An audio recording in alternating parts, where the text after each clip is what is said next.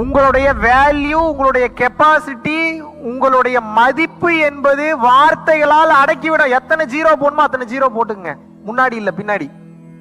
முன்னாடி எந்த நம்பர் வேணாலும் போட்டுக்குங்க, முன்னாடி எந்த நம்பர் வேணாலும் போட்டு பின்னாடி எத்தனை ஜீரோ வேணாலும் போடுங்க. அதுக்கும் அப்பாற்பட்ட ஒரு வேல்யூ இருக்கான்னு தான் கேட்பேன். ஏன்னா ஆன்மாவின் சக்தி தெரியாமல் நீங்க யாருன்றதே மறந்துட்டு ரோடா போய் பிச்சை எடுத்துட்டு இருக்கீங்க. எனக்கு இந்த பிரச்சனை, அந்த பிரச்சனை, எனக்கு இதை சரி, எல்லாமே தானே சரியாகும். எப்போ சரியாகும்? இந்த ஒரே ஃபார்முலாவை பிடிச்சிட்டீங்கன்னா சரியாகும். என்ன ஃபார்முலா? எல்லா கஷ்டத்திலையும் இறைவன் ஏதோ ஒரு காரணத்துக்காக தான் பண்றாருன்னு அவரை நம்பணும், திட்டக்கூடாது. அப்படி நம்பிட்டீங்கன்னு வைங்க, முடிஞ்சு, நீங்க ஜெயிச்சிட்டீங்க, அவரோட ஒளிவட்டத்துக்குள்ள போயிட்டீங்கன்னு அர்த்தம். எவன் ஒருவனுக்கு தன்னம்பிக்கை அதிகமாகி, தாராள குணம் அதிகமாகி, தன்னடக்கம் அதிகமாகி விடுகிறதோ, வார்த்தையை கவனிக்கணும். எவன் ஒருவனுக்கு தன்னம்பிக்கை அதிகமாகி, தாராள குணம் அதிகமாகி, தன்னடக்கம் அதிகமாகி விடுகிறதோ, எப்போது எது நடந்தாலும் எல்லாம் அவன் செயல், எல்லாம் அவன் பார்த்து கொள்வான், நான் ஏன் வருத்தப்பட வேண்டும், இதுவும் அவன் செயல்தான் என்று எது நடந்தாலும், என்ன நடந்தா எது நடந்தாலும், எதற்கு எடுத்தாலும் அவனையே காரணம் காட்டி கொண்டிருக்கிறானோ. யார? அவனையே காரணம் காட்டி கொண்டிருக்கிறானோ. எப்ப எது நடந்தாலும், எது நடந்தாலும் அவனையே காரணம் காட்டி கொண்டிருக்கிறானோ, அப்போது அவன் மெல்ல மெல்ல நகர்ந்து, ஒரே அடியா கிடையாது, எப்படி மெல்ல மெல்ல நகர்ந்து இறை எனும் ஒளிவட்டத்திற்குள் வந்து விட்டான் என்பதே பொருளாகுங்கிறார் அகத்தியர். எப்போ எது நடந்தாலும் இறைவன் தான் காரணம், இறைவன் தான் காரணம், இறைவன் தான் காரணம், இறைவன் தான் காரணம், இறைவன் தான் காரணம், இறைவன் தான் காரணம் வாயில இருக்கக்கூடாது, உணர்வுல இருக்கணும். மனசார அதை ஏத்துக்கிட்டு நம்பணும். எப்போது எது நடந்தாலும் இறைவன் தான் காரணம் என்று நீங்கள் நம்பும் போது, வார்த்தையை கவனிக்கணும், இறைவனோட ஸ்பெஷல் செக்யூரிட்டி ஃபோர்ஸ்ல உள்ள போய் ஜாயின் ஆயிட்டீங்கன்னு அர்த்தம். நீங்க செக்யூரிட்டியா போக மாட்டீங்க, உங்களுக்கு செக்யூரிட்டி இருப்பாங்க பூரா பேரும். உங்க மேல ஒருத்தன் கைய வச்சா செத்தான், அவன் முடிஞ்சு, அவன் வாழ்க்கையே முடிஞ்சிடும். தெரியவே தெரியாது. ஆனா வெளியில உங்களுக்கு கண்ணுக்கே தெரியாது. உங்களை அழிக்க வேண்டும் என்று நினைப்பவர்கள் தானாக அழிந்து விடுவார்கள். பியூட்டிஃபுல்லான விஷயம்லாம் அப்புறம் தான் நடக்கும். உங்களை ஒருத்தன் தொடணும் நினைச்சானா முடிஞ்சான், அவனுக்கு எங்க இருந்து மிதி விழுகும் எங்க இருந்து அடி விழுகும்னே தெரியாது. ஏன் அப்படின்னா கர்ம வினைகள் அப்படித்தான் முடியும். ஆனா ஃபுல் ப்ரொடெக்ஷனுக்கு முதல்ல நீங்க தனியா போராடிட்டு இருந்தீங்க. இப்ப யாரு இருக்கா உங்களுக்கு சப்போர்ட் பண்றதுக்கு? உங்களோட கர்ம வினை இல்லாம பண்ண மாட்டார். உங்க கர்ம வினை முடியறதுக்கு வழி இல்லாம உங்க கூடவே இருந்து சப்போர்ட் பண்ணுவார். ஏன்னா வராது, அவர் போட்ட சட்டத்திட்டம் தான் அது. நீ பண்ணதுக்கு அனுபவிக்கணும்னு இருக்கும்போது எல்லாத்தையும் எப்படி எடுத்து விடுவாரு.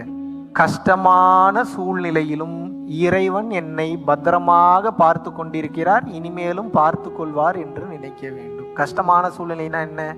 பிசினஸ் லாஸ் ஆகும், சொல்ல முடியுமா? இறைவன் கரெக்டா தான் பண்றாரு சொல்ல முடியுமா?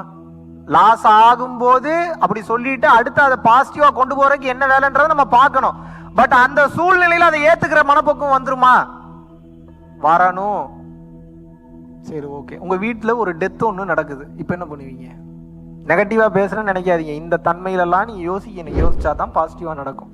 நம்ம வீட்டுல ஒரு டெத் நடக்குது, இறைவன் நல்ல காரணத்துக்காக தான் பண்ணியிருக்கிறாரு. இதை எப்படி நல்ல காரணத்துக்கு ஏத்துக்கிறது? இந்த உயிர் இங்க இருந்திருந்தா இன்னும் அதிகமாக கஷ்டப்படும். அதனால நல்ல வேலை மேலே போயிருச்சு. அடுத்த பரிணாமத்தில் இன்னும் நல்ல ஹெல்த்தியான பாடியில் நல்ல இன்னும் வசதியான வீட்டில் பிறந்து எல்லா சுகங்களையும் அனுபவித்து இறைவன்கிட்ட போகணுன்றது தான் இறைவன் இந்த காரணத்தை பண்ணியிருக்கிறான்னு ஏற்றுக்க முடியுமா?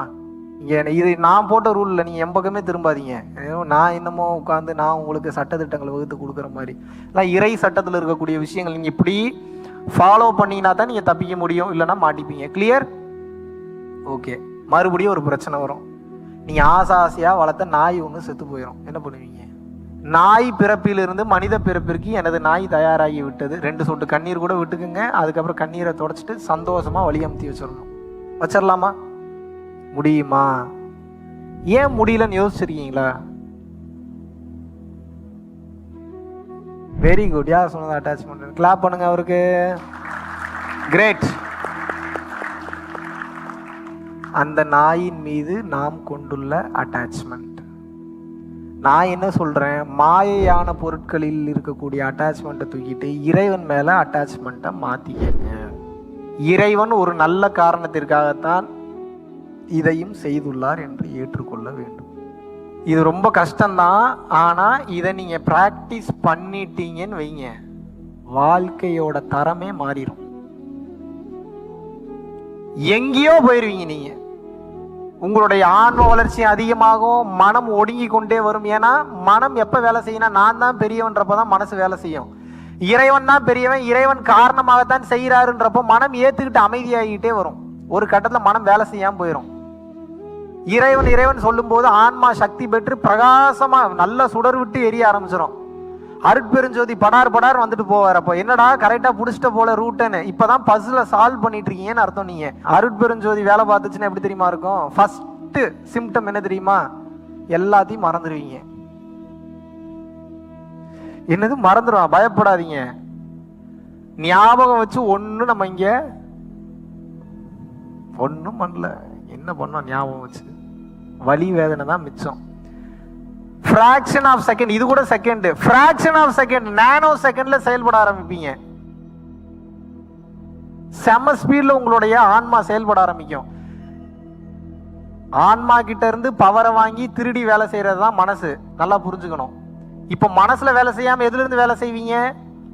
ஆன்மால இருந்து வேலை செய்வீங்க. ஆன்மால இருந்து வேலை செய்யும்போது பதிவுகளே இருக்காது. பதிவு இல்லைன்னா எப்படி தம்பி நான் ஐடென்டிஃபையே பண்ண தேவையில்லை. நீங்க ஆன்மா வேலை பார்த்துச்சுன்னா என்ன நடக்கும் அப்படின்னா, என்னத்தை போய் அதை சொல்றது, ஏதோ தெரிஞ்ச ஒன்று ரெண்டை மட்டும் சொல்றேன், தெரிஞ்சுக்குங்க. மைண்ட் அப்படின்ற ஒண்ணு இருக்காது அந்த இடத்துல. ஆன்மா ஸ்பீடா வேலை செய்யும். நினைச்சீங்கன்னா நடக்கும். அப்புறம் எதுக்கு வேலை பார்க்கணும்? நீங்க உங்களுக்காக இந்த மொத்த உலகமும் அடிமையாக வேலை பார்க்கும். எதுக்கு? அந்த வேலையை முடிக்கணும். ஏன்னா நீங்க தான் இறைவன் ஆயிட்டீங்களே. ஃபிராக்ஷன் ஆஃப் செகண்ட்ஸ்ல வேலை பார்க்கும். நினைச்சீங்கன்னா நடக்கும். உங்களுக்கு ஒரு விஷயம் வேணும் அப்படின்னா அந்த விஷயம் ஏதோ ஒரு ரூபத்துல சீக்கிரம் உங்களை வந்து அடைஞ்சிரும். உன்னை தெரிஞ்சுக்கணும்னு நினைச்சீங்கன்னா படாருன்னு அதை தெரிஞ்சுக்க முடியும். தானே நடக்கும், தானே சொல்லி கொடுக்கும். எந்த சுகம் வேண்டுமோ அந்த சுகத்திற்கு உண்டான ஆளையும் சரி, அந்த பொருளையும் சரி, அந்த உருவத்தையும் சரி உடனே கண் முன்னாடி காட்சிப்படுத்தி கொண்டு வந்து நிறுத்தும். உடனே நிறுத்தும். அப்ப மனம் அழிய அழிய ஆன்மா செயல்பட்டு மிகப்பெரிய சக்தி வாய்ந்த ஒரு மிகப்பெரிய பொருளா மாறிடுவீங்க. நீங்க ஆற்றல் வந்து அளவிட முடியாத ஆற்றல் உங்களுக்குள்ள வர ஆரம்பிக்கும். நம்ம கணிக்கலாம் முடியாது. நடக்கும் போதுதான் நமக்கே தெரியும், இதெல்லாம் நமக்கு சித்தியாயிருக்கு போல.